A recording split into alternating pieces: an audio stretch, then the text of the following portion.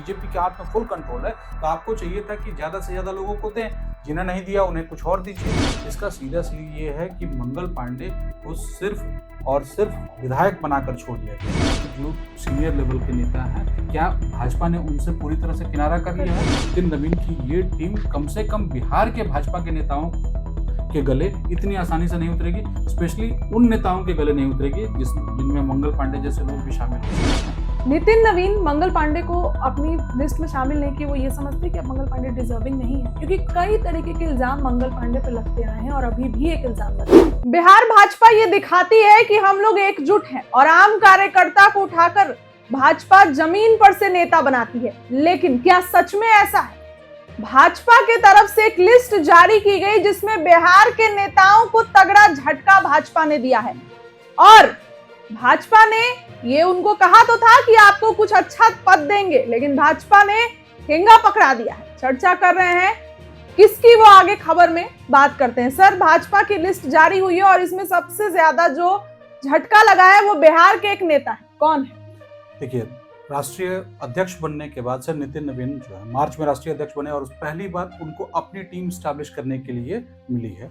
जिसकी आज अधिसूचना भाजपा ने जारी कर दी है। उसमें 49 नेता शामिल हैं, लेकिन बिहार से सिर्फ 2 हैं। बिहार से कौन है इस पर तो बाद में आएंगे, लेकिन कौन नहीं है ये जानना सबसे अधिक जरूरी है। देखिए, बिहार में जो 2025 के बाद से जो सरकार बनी है ना, नीतीश कुमार के पलटने के बाद, मतलब नीतीश कुमार के हट जाने के बाद जब भाजपा का शासन आया, भाजपा के मंत्री बने, भाजपा के मुख्यमंत्री बने, सब कुछ भाजपा के कंट्रोल में आया, तो लग रहा था कि भाजपा जो बिहार की भाजपा है वो उसका कद बढ़ेगा।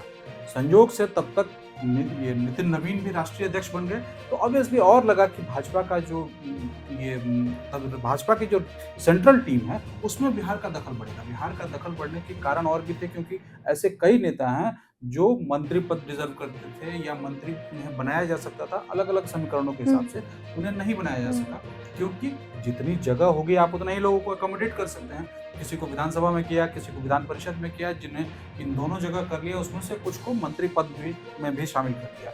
लेकिन कुछ नेता छूट गए, तो ये लग रहा था कि नहीं, ये इन्हें एक बहुत बड़ा मतलब स्ट्रक्चर मिलेगा, बहुत बड़ा पद मिलेगा, राष्ट्रीय स्तर पर इनकी पहचान को उभारा जाएगा। उसी में एक नाम है मंगल पांडे का। नितिन नवीन ने जो टीम बनाई उसमें तो जाहिर सी बात है बिहार के नेताओं की ज्यादा संलिप्तता होनी चाहिए। जी बिल्कुल, ज्यादा लोग होने चाहिए थे, ऐसी उम्मीद थी। क्योंकि यहाँ जब आपकी सरकार बनी है तो निश्चित तौर पर सरकार बनने का एक सबसे बड़ा ड्रॉबैक क्या होता है कि कुछ नेता तो आपके एकोमोडेट हो जाते हैं अलग अलग पदों पर, बोर्ड्स में, आयोगों में आप एकोमोडेट कर लेते हैं, लेकिन एक बड़ा तबका है कि हमारी सरकार बनी है और हम ही को नहीं पूछा गया है या हमें कोई ऐसी जगह नहीं मिली है। पहले इनके पास बहाना था कि ये सरकार नीतीश कुमार के अंडर में है, आज ये बहाना नहीं है। आज ये इस सरकार के मुखिया सम्राट चौधरी जो बीजेपी से, तो बीजेपी की ही सरकार है, बीजेपी के हाथ में फुल कंट्रोल है, तो आपको चाहिए था कि ज्यादा से ज्यादा लोगों को दें, जिन्हें नहीं दिया उन्हें कुछ और दीजिए। डिमांड सबकी रहेगी। इसी में मंगल पांडे का नाम आता है। मंगल पांडे 2017 में पहली बार मंत्री थे, उस समय वो हिमाचल प्रदेश के प्रभारी थे। हिमाचल प्रदेश के प्रभारी थे। 2017 में बीच में सरकार बनी थी, यानी कि नीतीश कुमार ने तेजस्वी यादव का साथ छोड़कर बीजेपी के साथ सरकार बनाई थी। 27 जुलाई 2017 की वो बात है। उसमें मंगल पांडे पहली बार शपथ नहीं लेता।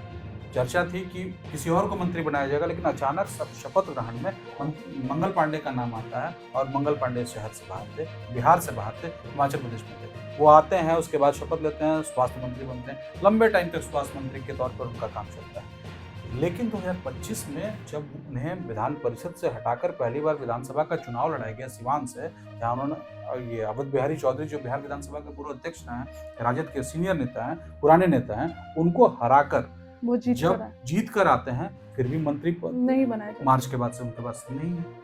लगा कि हो सकता है कि बंगाल चुनाव में उनकी भूमिका है, तो बंगाल चुनाव के कारण जीत गए बंगाल। हाँ, डिस्टर्ब नहीं किया जाएगा। ये बंगाल चुनाव भी खत्म हो गया और बंगाल चुनाव भाजपा बड़े अंतर से जीती, उसके बावजूद मंगल पांडे को मंत्रिमंडल में चला। नितिन नवीन ने अब जो टीम बनाई है उसमें भी मंगल पांडे को शामिल नहीं किया गया।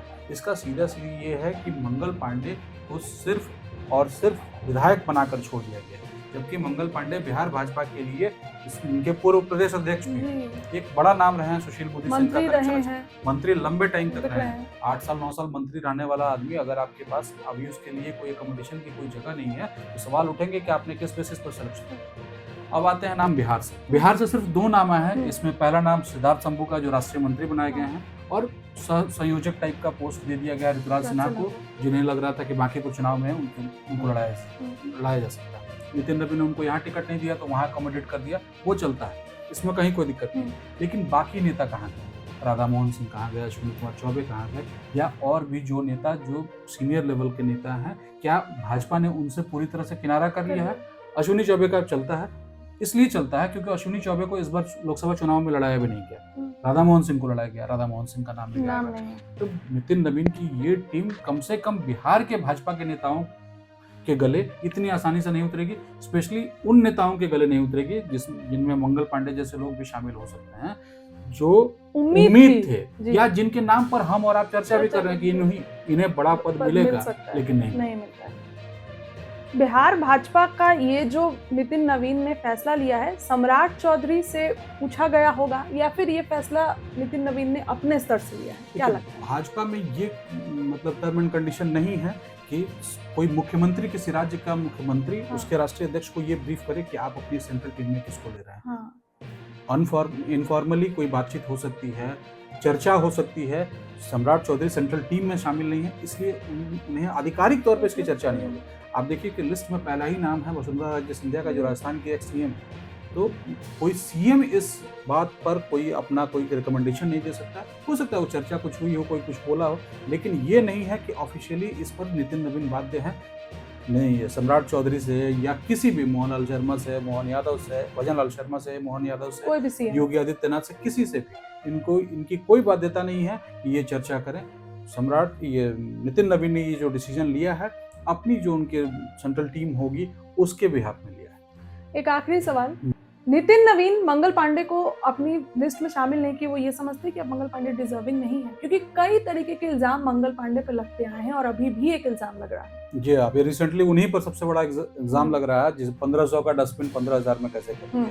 इसमें कितनी सच्चाई है तो सीएजी बताएगा, बाकी जो अगर कहीं जांच होती है तो बताया जाएगा। लेकिन अब ऐसा इल्जाम लग रहा है, बिल्कुल इल्जाम लग रहा है। और यही पहला इल्जाम नहीं है मंगल पांडे पर। कोरोना काल में आप अखबारों की रिपोर्ट्स देखिएगा तो बहुत सारे आरोप लगे थे कि किस तरह से आरटीपीसीआर वैन की जो खरीद बिक्री को है उस पर आरोप लगे थे, आरटीपीसीआर वैन के रेंटल्स पे ये आरोप लगे थे। इसके अलावा भी बहुत सारे आरोप लगे हैं, लेकिन मंगल पांडे का नाम उन नेताओं में भी शामिल है जो अपनी बातों को पुख्ता तरीके से, सही तरीके से लोगों को समझा पाने में सक्षम थे।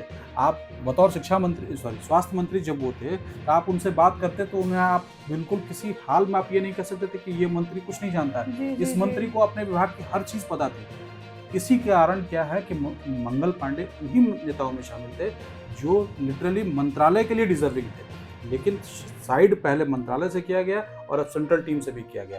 यानी कि मंगल पांडे की राजनीति जहां से शुरू होती है, यानी कि बिहार प्रदेश अध्यक्ष पहला उनका बड़ा एक्सपोजर था, उसके बाद से एमएलसी बनते हैं, उसके बाद से मंत्री बनते हैं और अब बिल्कुल बाहर हो जाते हैं, विधायक बनकर रह जाते हैं। तो मंत्री जहां से उनकी शुरुआत हुई थी वहां उन्हें अभी जगह नहीं मिली। बिहार का प्रदेश अध्यक्ष बिना किसी पूर्व प्रदेश अध्यक्ष बिना किसी कुर्सी का है, और यही आज के बिहार भाजपा की सच्चाई है। चलिए, ये लिस्ट से मंगल पांडे को झटका लगा, और भी कई नेताओं को झटका लगा होगा, लेकिन चर्चा मंगल पांडे की हो रही है क्योंकि उन्हें उम्मीद थी। फिलहाल आपको क्या लगता है भाजपा की इस लिस्ट से? कमेंट में अपनी राय रखिए।